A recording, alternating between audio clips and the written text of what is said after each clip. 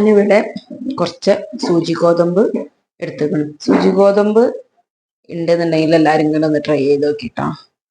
ഞാൻ കുക്കർ എടുത്തേക്കണം. നമുക്ക് ഈ കുക്കറിൽ ഇട്ട് കൊടുക്കാം. ഇത് വേവാൻ ആവശ്യമായ വെള്ളം ഒഴിച്ചു കൊടുക്കാം. ഉപ്പിട്ട് കൊടുക്കാം. 4 വിസിൽ വന്നോട്ടെ.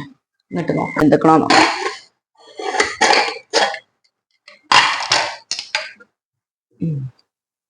എന്തൊക്കെയാണ് ഇട്ടാ തേങ്ങ ഇട്ട് കൊടുക്കാം.